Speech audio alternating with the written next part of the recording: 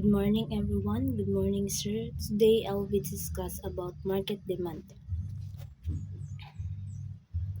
So, the market demand curve is derived from the horizontal sum of individual consumers' needs, regardless of the number of consumers the market.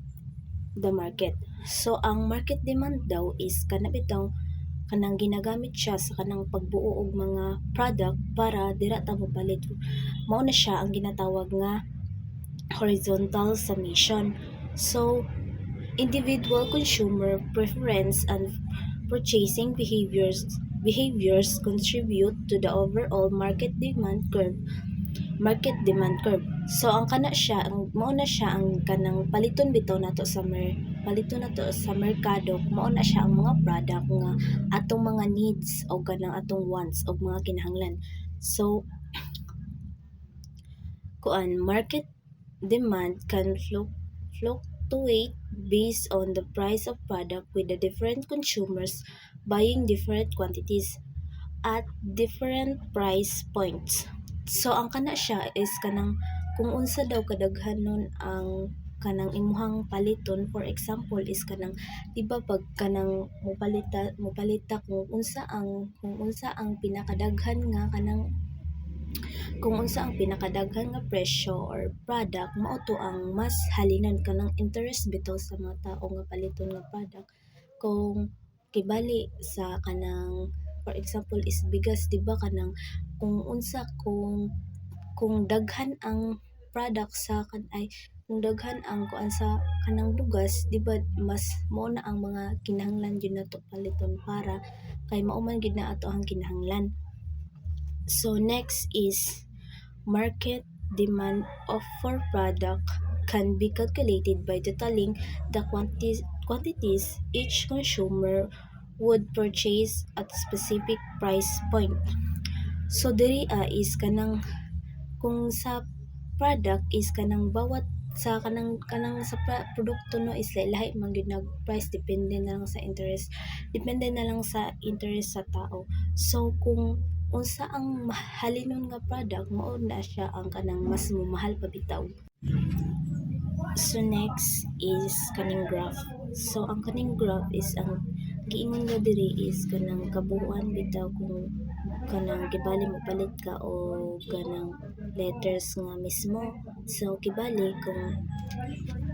kung palit ka na kay bali kay 3, then imuhang makuan na is na kay 6 letters, then kanang kung gibali imo na siyang kanang sa kilid, mao na siya ang kanang sa kilid is mao na siya ang kanang price kung pila imuhang paliton nga kanang mismo. Then ang kaning nasa ubos is mao na siya ang kabuuan kung pila ang imuhang napalit. Next is market demand and network externalities. So, market demand is usually calculated by adding up individual demands, assuming independence. So, ang kaning market demand network externalities is kanang kibali kung kanang daghayin nakuha sa imong product, di ba imuha na siyang dugangan o dapat imo na siyang i-calculate kung pila ang nakuhaan nga sa imong product or kanang pila ang imong ibutang o pila imong idugang sa imong product. Next is types of network externalities. So, naiduha, which is positive externalities occurs when a consumer's demand increases with more buyers. So diri is kanang if ang positive externalities daw is kanang daghan nagapalit ana nga product is more interest siya, which is daghan pud ang naga-use. For example is kanang messenger app, di ba anang daghan na kay nagagamit ana, so ikaw pud na mas mo interest ka nga mogamit pud ana kay daghan naman ang nagigamit kong. So next is negative externalities happens when demand decreases with a fewer buyers. So ang kani siya is kabaliktaran na pud ni siya sa positive externalities. Kung for example ani is kana bitaw ikaw ibali mo adto ka sa isa ka lugar, din kana nga lugar is daghan bitaw ka siya, daghan og tao, daghan og daghan og tao, din dili ka gusto nga kanang daghan og tao, so ubalhin na lang po ka sa lain nga lugar nga kanang murag mingaw ra kaayo, so mao ra pud na siya sa product. If kanang daghang interested ana nga product, so murag kuan naman kay ini siya kay daghan na kay nang nagigamit ana nga product, so mangita kag lain nga product nga kanang gamay ra ang gagamit. So next topic is all about example of network externalities. So network externalities can exist in physical networks like telephone network or virtual networks with no physical connection among consumers. So diri is kaning network externalities is kanang ginagamit nato like karon virtual network lang siya, like for example is Microsoft Word, ginagamit nato siya para mag-edit o kanang mga documents. So next is Microsoft Word values increases with more due to exchange and processing of documents. So buo na to kung giingon ka ng mga software nga naga-use na to kanang mga edit pareha ani mga video panang sa laptop, diba, mga Canva, mao ba na to nang ginagamit para maka-use og kanang technologies o kanang mga networks. So value of complementary components. So some goods services require complementary components to have value, like an operating system and software application. So kanina siya mao na siya ang mga product nga kinahanglan nato ibutang para makatabang sa ato ang mga product, like application pareha na mga Windows, mga app nga kanang mga system nga need nato sa paghimo og mga product. So next is lagi mo ni siya the value of operating kaning mga system nga ginagamit para makahimo og kanang mga product, di ba?